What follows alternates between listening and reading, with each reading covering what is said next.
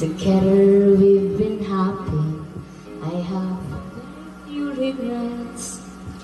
The ordinary problems have not been hard to face, but lately little changes have been slowly taking place.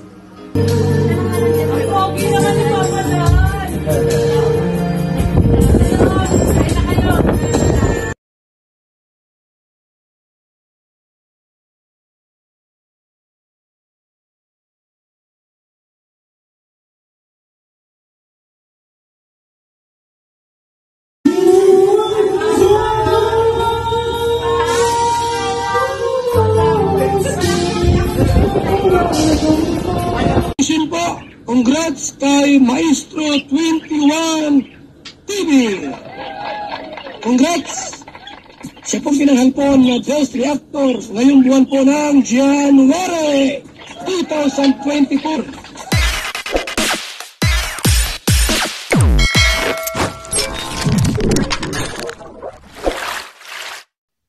Okay guys, isang mapagpalang umaga, tanghali, gabi po sa inyo lahat. Sana po ang lahat ay nasa mabuting kalagayan at ligtas po sa anumang kapahamakan. Saan man po kayo dako ng mundo naroroon. Ako pumuli ang inyong lingkod, Maestro 21 TV. At sa ating pagbabalik, panibagong reaction na naman po tayo. Tayo ay magbibigay na maikling reaction po tungkol sa pagbisita ni Medit sa tahanan po ni Kuya Brooks. All right. So nakita po ninyo sa ating preview kung saan masaya po si Medit na umaawit sa bahay po ni Kuya Brooks. Ano kaya ang dahilan? Ito na ba ay indikasyon? Okay?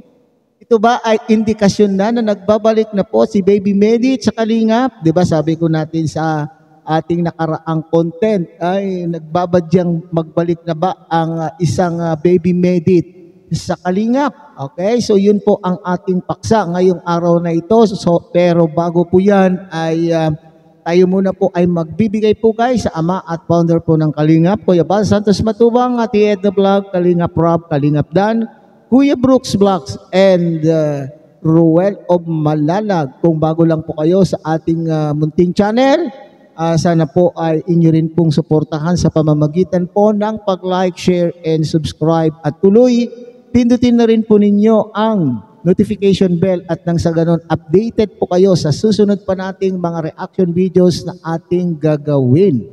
And likewise, mega loud shout out sa ating mga kasamahan po dyan sa Karepa, Kalingap Reactor Partners, sa pamumuno po yan ng aming presidente, Javier De Leon, at tangkilikin din po natin ang ating mga kasamahang Kalingap Partners, Kalingap Charity Vloggers, and mega loud shout out sa ating mga Kalingap subscriber, solid supporters, and organic sponsors. Shout out din po sa ating mga kapatid po dyan sa Team Siomai ng Kalahi Community at ang buong Kalahi Community. Alright, so panoorin muna natin mga kapatid, mga Kalingap, ang isang maikling video clip na aking pong kinuha sa live po ni Kuya Brooks, kung saan nagpapahayag po siya tungkol sa pagbisita, o nagkukwento po siya sa pagbisita po ni Baby Medit. Okay, sabi ko nga, ang tanong ko kanina sa inyo ay indikasyon na ba ito ng pagbabalik ni Medit sa Kalingap? Alright, so tunghayan po natin mga kapatid ang maikling video po na aking kinuha kay Kuya Brooks. Pinapanood ko yung live ni Kalingap Rob kanina. Tapos nag-comment ako doon dahil di naman nabasa yung aking message kaninang hapon. Nagpaalam ako sa kanya kung pwede kong i-upload yung vlog ko kay hindi lang si Medit. Siyempre, may mga kasama siya. Asawa ni Ma'am Ana Rita. Ayan, sa tawag si Ma'am Ana Rita. At siya man yung noong paman, noong paman po, no? Pinag-usapan na namin po yun. Na nag-i-area pa yung Dandit, oh. Dadit, no? So, as a kaibigan, no? So, di nagbabago ang ano namin. Dahil po, unang-una, gusto nilang magbakasyon dito. At bumisita dito. So makita si Alimyon, si Kalingap Dan at ako, si Elena. Kaya thank you kay Sir Randy at sa kasama niya at nakarating po kanina. At hindi nyo ba alam na na-suppress kami ni Elena na pagbaba sa kotse si Medit, siya pala yun. So siyempre, normal na ating tatanggapin at ating i-welcome sa ating pamamahay.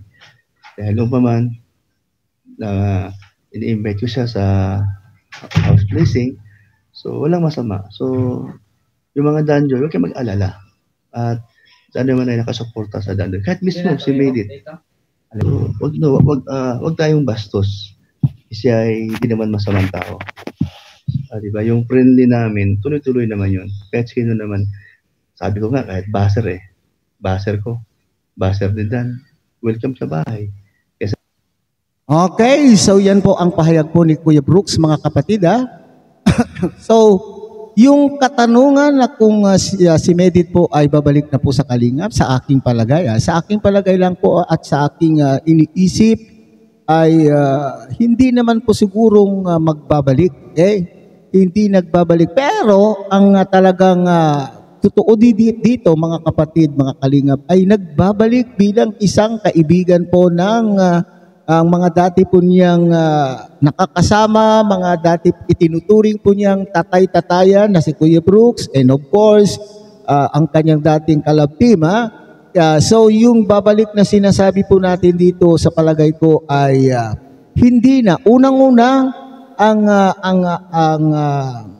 rules. Okay? Ang rules po ng Kalingap ay na kapag ikaw ay isang beneficiary, hindi ka dapat magkaroon ng channel. Okay, so alam po naman natin na si Medit ay mayroon na pong channel. Kung hindi man bilang isang beneficiary, kung ito man po ay babalik sa Kalingap si Baby Medit, pwedeng bumalik as a Kalingap partner. Yan. Di ba yan po yung sinasabi po ni Kuya Brooks noon pa man na kung halimbawa man ay pwede silang mag-collab ni Medit.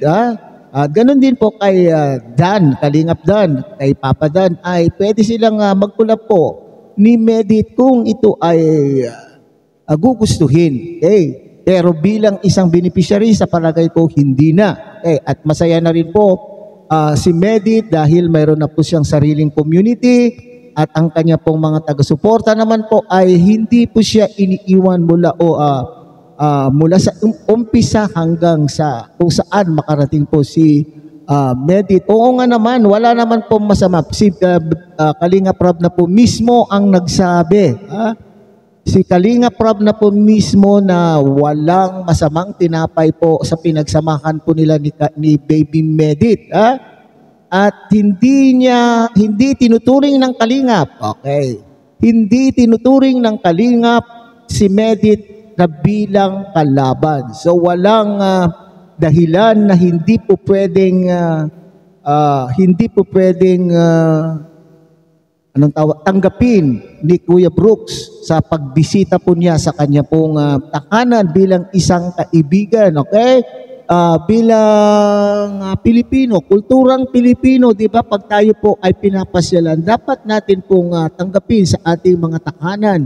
Hindi naman po yata maganda na ipagtatabuyan mo ang isang bisita ng dahil pangangalagaan mo ang isang love team. Di po ba? So dito, mga kapatid, ay nagpapakita lamang po yung dito magandang ipinapakita po ng dalawang panig sa kay Kuya Brooks at kay Medit po, mga kapatid, ay nagpapakita po sila ng sportsmanship. Okay? Ipinapakita po nila na sila po ay pinapahalagahan po nila. Ayan. Pinapahalagaan po nila yung nabuong friendship noong si Medit ay kalabtin pa po ni Kalingap Dan. Okay? So, yan po ang maganda sa magkabilang panig. Okay? Kay Kuya Brooks, panig ni Kuya Brooks. Ganon din po kay Medit. Pinapahalagahan din po ni Medit yung samahan. Okay? yung nabuong pakikipagkaibigan po sa pamilya po ni Kalingap Dan. So sana tayo rin pong mga supporters, yung mga nakikita ko pong nagkokomento ng negatibo doon sa nakaraan kong vlog, ay talaga naman po, hindi natin po yan mawawala. Okay, ang mahalaga po dito ay napakalinis po yung puso po ni Medit dahil hindi siya nagtatanim ng anumang galit, bagkus ipinapakita po niya sa atin ang isang parang modelo na maski ganun pa man ang nangyari, at sa palagay ko naman ay walang ginawa po ang panig po ni Kuya Brooks upang ikagalit po ni Medit. Alright, so hanggang dito na lamang po ang ating maikling reaksyon tungkol po sa bagay na ito. Mga kapatid, muli, tangkilikin po natin Kuya Paul Santos Matubang, Ate Edna Vlog, Kalingap Rob, Kalingap Dan, Kuya Brooks Vlogs, and Ruel of Malalag. At siyempre, pinakikiusapan din po kayo na sana idamay na rin po ninyo ang munting channel na ito sa pamamagitan po ng pag-like, share, and subscribe. At tuloy, pindutin na rin po ang notification bell, at nang sa ganun, sama-sama po rin pa tayo sa susunod pang mga reaction videos na atin pong gagawin. Mapagpalang umaga, tanghali, gabi po sa inyong lahat. Mabuhay po kayo, and God bless everyone.